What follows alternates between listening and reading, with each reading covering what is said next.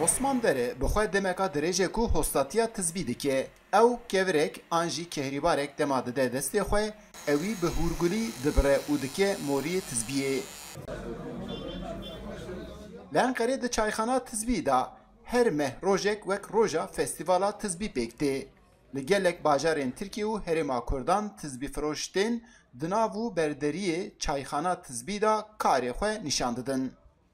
Li gor Osman Dere tizbî beşeka jiyanê ye. Lê dema yek ferî tizbî bibe êdî nikare ku xwe ji wî veqetîne. Dere radigîne ku hin kes jî bê tizbî xwe tenê hîs dikin. Yaklaşık 15 yıldır tesbih işiyle uğraşıyorum. Ez nêzîkî 15 salê karê tizbî dikim. Dema ez tizbiyekê çê dikim, li gorî kevirên wî ez hestekê dijim. Kêrîbar ji bo min tiştekî taybet e. Ji xwe hezkerên tibiyan jî li gorî zevqa xwe dikire. Arastî ez ji çêkirina tezbiyê kêf digirim. Di vê bazarê da cûr bi cûr tizbî hene.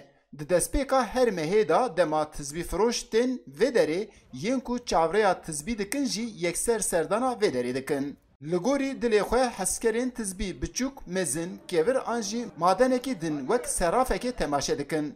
Xudanê çayxana tizbî jî ji vê çalakiyê gelek kêf digire. Ay sonlarımız ayrılıklar yaparız. Ev der êdî bûyê deverê festîvala tizbî. Heya ji me tê, em jî di vê çayxanê de xizmeta wan dikin. Ez bi xwe jî ji tezbiyê hez dikim û bê tizbî nikarim bisekinim. Ayın ilk haftasında Ankara'da Di destpêka her mehê da ji gelek bajaran tên vê derê ez ji Edenê hatim. Li vê bazarê da li gor bütçeya her kesî tizbî heye. Tizbî bi planî 11, 33 an jî nod û neh pêk tê. Lê li gorî hin deveran jî nod û nehî zêdetir jî li bên tizbiyan heye. Hin kes vana ji bo peristinê bikar tîne, hin kes jî wek aksesuarekê dikşîne. Lê ji bo çi dibe bila bibe, kişandina tizbiyê tenêtiya mirov jî dabeş dike.